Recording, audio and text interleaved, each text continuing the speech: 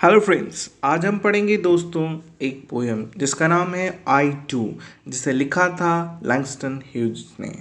Langston Hughes जैसे कि अपने सारे पोयम्स में बताते हैं, उसी तरह इसमें भी उन्होंने रेसिज्म को ही टारगेट किया और कहा है कि कैसे वाइट पीपल्स ब्लैक पीपल पे जुल्म ढाते थे और क्या क्या उस वक्त होता था। ये सारी बातें उन्होंने इस पोयम में बताया है और इसमें उन्होंने सिर्फ इनएक्वालिटीज़ को नहीं दिखाया वाइट पीपल और ब्लैक पीपल के बीच में, इसमें यह भी दिखाया कि अगर हम इक्वल हो जाएं, क्योंकि उस वक्त वहाँ पे राइट्स हो रहे थे, ब्लैक पीपल कर रहे थे कि हमें इक्वलिटी दो, तो उन्होंने यह दिखाया वाइट्स पीपल को कि अगर हम इक्वल हो जाएं, एक साथ कंधे से कंधा मिलाकर चलें, तो हम आगे बढ़ सकते हैं और हम भी आपका साथ देंगे अमेरिका को आगे बढ़ाने में, और हम भी आपके साथ कंधे से कंधा मिलाकर चलने के लायक हैं। हमें ह्यूमिलेट ना करें, हमारे स्किन कलर को लेकर के आप हमें नीचा ना दिखाएं। ये सब उन्होंने इसमें दिखाया है। तो आइए देखते हैं आई टू यानी मैं भी के राइटर के बारे में। तो इनका नाम पूरा था जेम्स मार्शल लैंगस्टन ह्यूज और इनका बर्थ हुआ था फरवरी 1 फरवरी 1901 में और इनका डेथ हो गया मई 22 1967 में। यह एक अमेरिकन पोएट थे, सोशल एक्टिविस्ट थे, नोवेलिस्ट थे, प्ले राइटर थे और कॉलुमिनिस्ट भी थे। फेमस वर्क इनका ले लिया जाए तो Negro people speaks of river, the weary blues और आज जो हम पढ़ने वाले हैं आई टू को इन्होंने 1926 में पब्लिश कराया था और इसकी थीम थी रेसिज्म, जिसके बारे में आज ये बात करेंगे कि कैसे आई टू मैं भी आपके ही जैसा एक इंसान हूँ, ये वाइट पीपल को कह रहे हैं। और आइए देखते हैं इसमें क्या क्या उन्होंने कहा है। इस पोएम की कोई भी राइमिंग स्कीम नहीं हुआ करती थी, तो इसमें भी कोई राइमिंग स्कीम नहीं है। हम चार चार लाइनों को पढ़कर उसका मीनिंग समझेंगे दोस्तों। तो आइए शुरू करते हैं फर्स्ट 4 लाइन्स को पढ़कर समझने का प्रयास।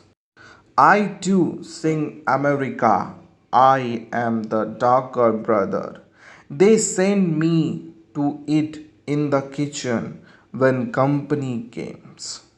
I too sing America। यहाँ पे सिंग मतलब मैं भी, सिंग अमेरिका का मतलब है कि वो भी नेशनल एंथम गाते हैं अमेरिका की, यानी कि वो कह रहे हैं कि मैं भी सिटीजन हूँ इसी अमेरिका का।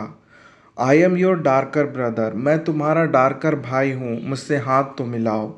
दे send me to eat in the kitchen when company comes. यहाँ पे कंपनी का मतलब है कि बाहर के लोग, जब इम्पोर्टेंट लोग यहाँ विजिट करते हैं अमेरिका में, तो वो लोग हमें किचन यानी कि अंदर भेज देते हैं और हमें नहीं दिखाते, और ये दिखाते हैं कि अमेरिका में सिर्फ और सिर्फ वाइट पीपल्स हैं।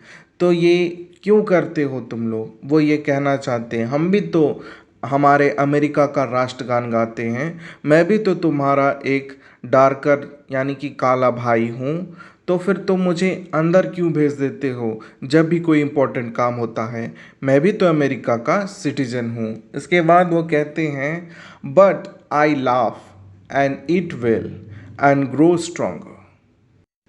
यहाँ पे बट आई लाफ का मतलब है कि जो उनकी हरकतें हैं वो मुझे रुलाने वाली हैं, वो मुझे वैल्यू नहीं दे रहे हैं बड़े बड़े लोगों के बीच में जो भी बाहर से आ रहे हैं। पर मैं इस बातों पे रोता नहीं, मैं हंसता हूँ और मैं अच्छे से खाता हूँ, इट विल, और मैं स्ट्रांग भी बन रहा हूँ। यानी कि वो कहना चाह रहे हैं कि तुम्हारी इन हरकतों पे मैं हंसता हूँ। हाँ, मैं ह्यूज तुम्हारी हरकतों पे हंसता हूँ। तुम जो यहाँ पे है फल फूल, वो खाकर मैं अच्छे से ग्रो भी कर रहा हूँ, मैं स्ट्रॉन्गर भी बन रहा हूँ। पर मैं तुम्हारी हरकतों पे हंसता हूँ कि तुम मुझे साइड कर देते हो, तुम मुझे इसका पार्ट नहीं बनने देते और मुझे छिपाते हो, इसलिए मैं तुम्हारी हरकतों पे हंस रहा हूँ। यहाँ पे वो डायरेक्टली जो लैंगस्टन ह्यूज हैं वो डायरेक्टली वाइट पीपल को यह कह रहे हैं कि तुम्हारी हरकत से तुम सोचते हो कि हम रोते हैं पर हम हंसते हैं। अब उसके बाद वो कहते हैं tomorrow I will be eat at the table when company comes nobody will dare say to me eat in the kitchen then. Tomorrow यानी कि अब वो कहते हैं कि कल कल मैं तुम्हारे साथ उस टेबल पे बैठूंगा जिसमें कंपनीज आएंगी, यानी कि बाहर के इम्पोर्टेंट लोग आएंगे हमें देखने कि अमेरिकन्स कैसे हैं। तब मैं भी तुम्हारे साथ टेबल पे बैठूंगा कल, और उस वक्त nobody dare to say to me eat in the kitchen, और उस वक्त कोई भी इतना हिम्मत नहीं कर पाएगा कि मुझे यह कह सके कि जाओ किचन में जाकर खाना खाओ, यानी कि जाके छिप जाओ।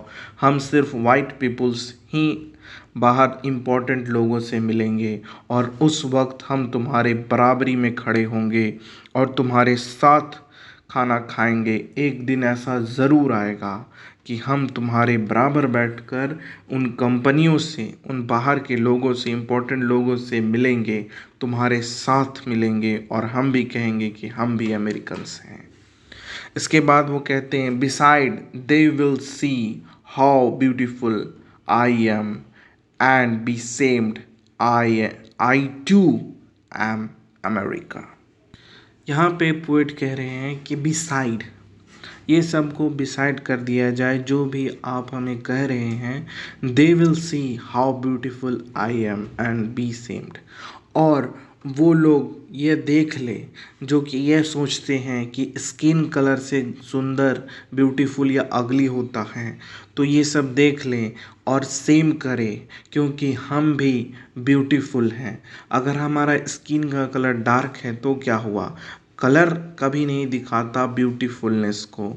हमारे अंदर अगर हम ब्लैक हैं तो वो भी देख लें कि हम फिर भी सुंदर दिखते हैं, और एक दिन उन्हें इस चीज़ पे शर्मिंदगी महसूस होगी, क्योंकि जो वो सोच रहे हैं वो हम नहीं हैं। हम भी आई टू एम अमेरिका, यानी कि हाँ मैं भी अमेरिकन हूँ, मैं भी एक अमेरिकन हूँ। और जो ये नहीं जानते वो एक दिन इस चीज़ पे शर्म करेंगे कि हम कभी भी स्किन कलर से ब्यूटीफुल या अगलीनेस नहीं दिखानी चाहिए।